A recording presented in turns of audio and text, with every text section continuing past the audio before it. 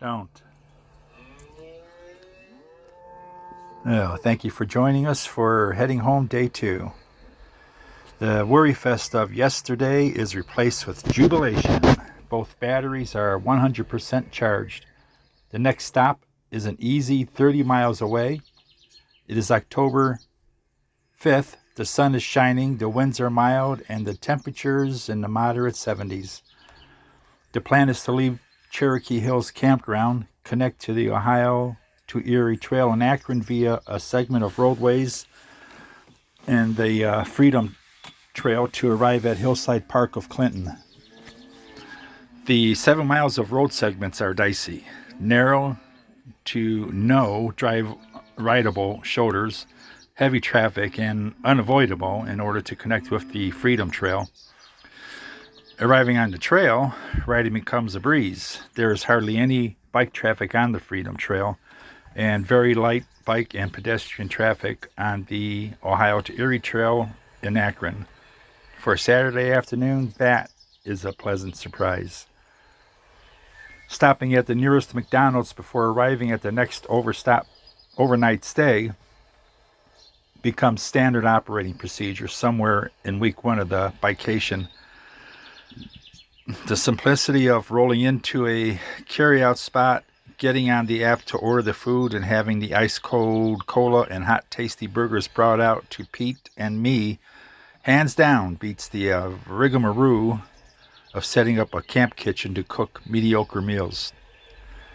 Being able to camp cook is a nice option, but is just that, an option and not a necessity. Hillside Park of Clinton is one of the best kept secrets along the Ohio to Erie Trail. The campground only accepts tent campers who are traveling the trail. It is a jewel of a campground set in an area of the OTET where it is difficult to find any safe, convenient overnight stay spaces. The battery problem is resolved. The 30-mile ride from Cherokee Hills Campground to Hillside Park Campground barely dents the battery reserve, which shows more than 3/4 available by ride's end. Standard operating procedure now becomes charging each battery separately with its own charger. This is the 5th occasion to use my camping setup. Most of it is new, bought for this adventure. I am impressed. Everything is easy to set up and pack up. Works as described, lightweight, comfortable on warm nights and warm on cold nights. The tent is a 4-season, 2-person Underwood aggregator. Pete sleeps inside in his luxurious Apollo Walker expandable backpack carrier, which is also the contraption he rides in on the front of the bike. I am a fan sleeper and love the Tevelson rechargeable travel fan. Comfort is provided by the inflatable Uzonk sleeping pad. Very comfortable even for a 230-pound side sleeper like me.